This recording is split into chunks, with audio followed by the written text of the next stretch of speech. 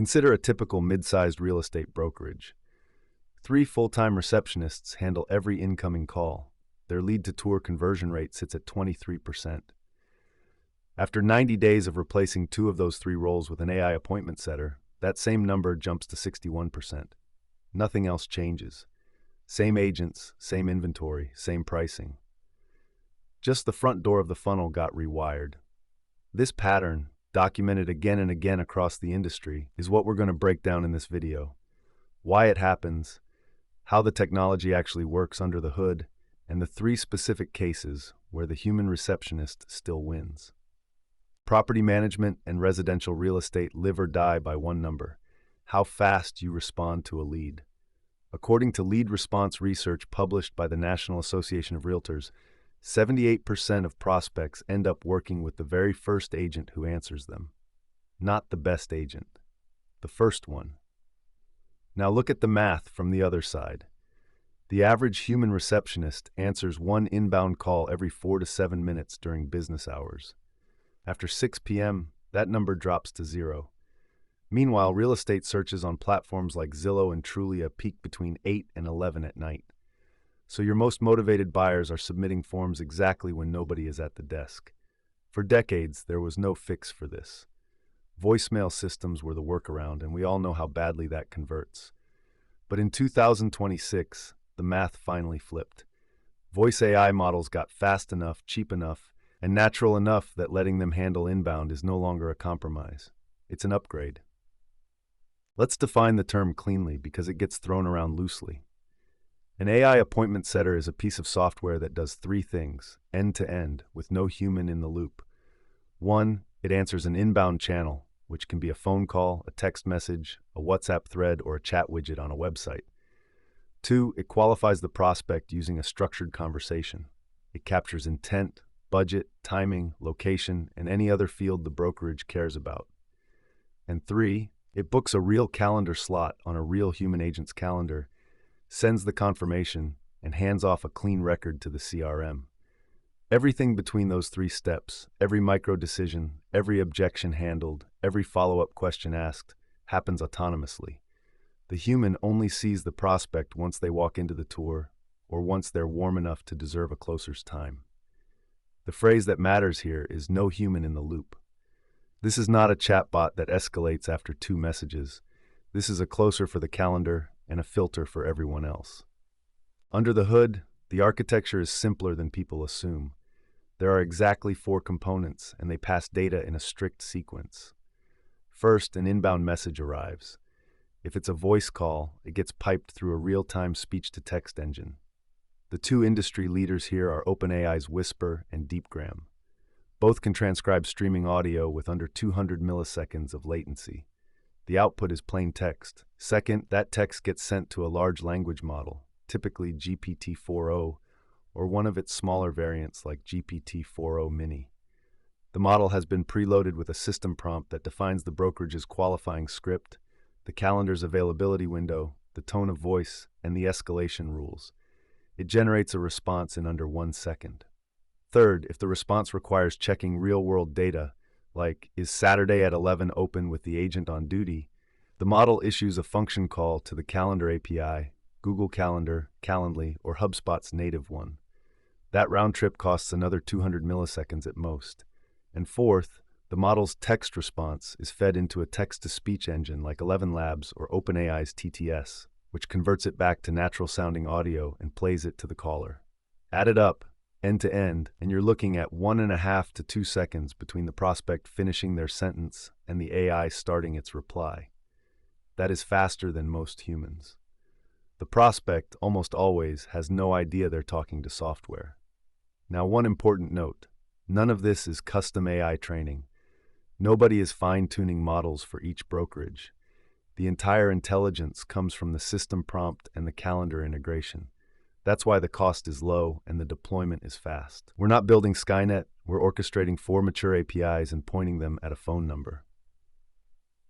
Now that we know what the machine is and how it works, here are the 5 specific points in a property management funnel where a human receptionist loses, ranked from biggest impact to smallest. Point 1. Speed of first response. The AI answers in under 2 seconds, 24/7. A human answers within 4 to 7 minutes during the day and never at night. Industry data is clear that response time below 60 seconds triples conversion compared to response above 5 minutes. This single difference accounts for most of the lift you'll see. Point 2. Script consistency. Humans improvise. Some days they're sharp, some days they're tired, and over a month their qualifying questions drift. An AI runs the optimal script every single time in the exact order it was tested to convert. That removes 30 to 40% of mid-funnel drop-off caused by missed qualifying questions. Point 3. Parallel capacity. One human handles one call at a time. One AI handles 1,000 calls in parallel without queuing. On a heavy ad spend day, when 50 leads come in within an hour, the human bottleneck is the difference between booking 40 and booking 0. Point 4. Contextual memory. When a returning prospect calls back, the human almost never remembers them. The AI pulls the full conversation history from the CRM in under 300 milliseconds and continues exactly where the previous call ended. That removes the friction of, "I already spoke to someone last week." The conversation feels seamless. Point 5. Marginal cost. A receptionist costs $18 to $25 an hour, plus benefits, plus turnover risk. An AI costs roughly 3 to 8 cents per completed call. The break-even is 40 calls per day. Above that, the cost difference compounds fast. Now, I want to be careful here. None of these points say the AI is smarter than the human. The AI is not smarter. The AI is just more consistent, more available, and infinitely scalable. The human still wins on warmth, empathy, and high-stakes nuance. We'll come back to that in Section 8. Let's look at hard numbers. I pulled benchmark data from 3 public industry sources: NAR's Lead Response Studies, the Lead Connect Annual Report from 2024, and academic work from MIT Sloan on response time conversion curves. Here is the side-by-side averaged across hundreds of small to mid brokerages. First metric, first contact response rate, meaning what % of inbound leads actually get answered the first time. Human receptionists average 38%. AI setters average 99%. That single number by itself is a 161% improvement. Second metric, average time to respond. Humans average 4 minutes and 12 seconds. AI averages 1.8 seconds. That's a 99.3% reduction. Third metric, % of answered calls where the lead is qualified.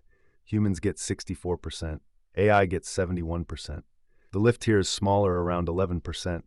Because qualifying is mostly a script discipline problem and good humans can be excellent at it.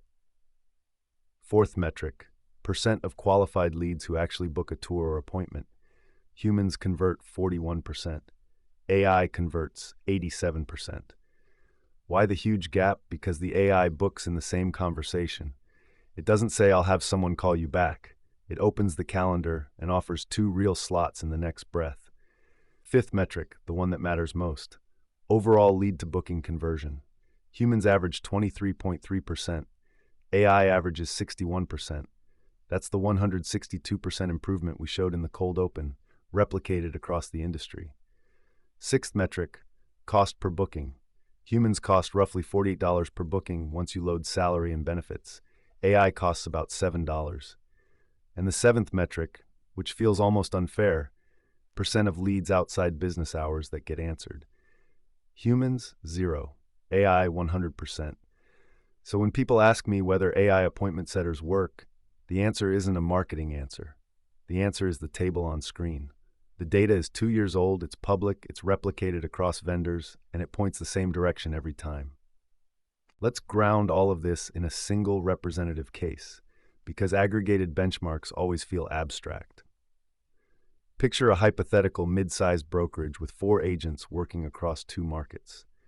The numbers I'm about to walk through aren't from any specific company. They're the median pattern observed across dozens of these setups, expressed as a simple before and after profit and loss statement. Before, 3 rotating receptionists cover an 8-hour shift each. Total monthly cost, including taxes and benefits, lands around $9,600. The firm receives roughly 340 inbound leads per month. It books 78 tours. The close rate from tour to signed contract sits at about 15%, giving 12 contracts per month. It also misses roughly 95 after-hours voicemails per month that are never followed up. After 90 days with an AI setter, the firm keeps one receptionist on day shift for escalations and walk-ins. Monthly receptionist cost drops to $3,200. The AI stack, voice infrastructure, the language model, text-to-speech, and integration comes to roughly $890 per month. Total monthly front desk cost $4,090. Inbound leads attended jumps to $480 per month because the AI now answers the after-hours volume. Tours booked climbs to 293. The close rate on tour to contract holds steady at about 14%, giving 42 contracts per month. With an average commission of roughly $1,500 per contract, the additional 30 contracts per month equal $45,000 of new monthly revenue. Subtract the $5,500 saved on receptionist payroll. Net profit and loss impact, roughly $50,000 per month, achieved in 90 days without changing the agents, the inventory, the website, or the pricing. That is the unit economics of replacing a queue, not a person. Here's where most videos on this topic lose me, and I refuse to make the same mistake. The AI does not win in every scenario. There are 3 specific situations where you should keep your human receptionist or hire a better one, and in some cases hire 2. Scenario 1, luxury and high-ticket properties. If your average transaction is over $2 million, the buyer's psychological frame is different. They expect warmth, status, and the unmistakable sound of a human voice from the very first ring. The AI can still handle the inbound triage, but the discovery and booking call should be a human, period. Scenario 2, regulated markets with verbal disclosure requirements. Certain states require specific spoken disclosures during real estate inquiries, and a broker's legal liability sits with the human, not the software. The AI can recite anything, but the licensure is on the agent. Until regulation catches up, and it will, keep a human reading those scripts. Scenario 3, very low volume. If you receive fewer than 20 inbound calls per month, the fixed cost of the AI stack, somewhere between $200 and $500 monthly, exceeds the cost of a part-time human. The break-even for AI is at about 40 calls per day, and the payback period stretches dramatically below that. So the honest recommendation is not replace your receptionist. It is let the AI handle the floor of the funnel and let your human handle the ceiling. A hybrid setup. Sometimes 80% AI and 20% human, sometimes 50-50 depending on the volume mix. Anybody who tells you to fire your whole front desk on day 1 is selling you something. If you want to test this in your own brokerage without buying anything, here are 4 steps. Step 1. Map your current call script.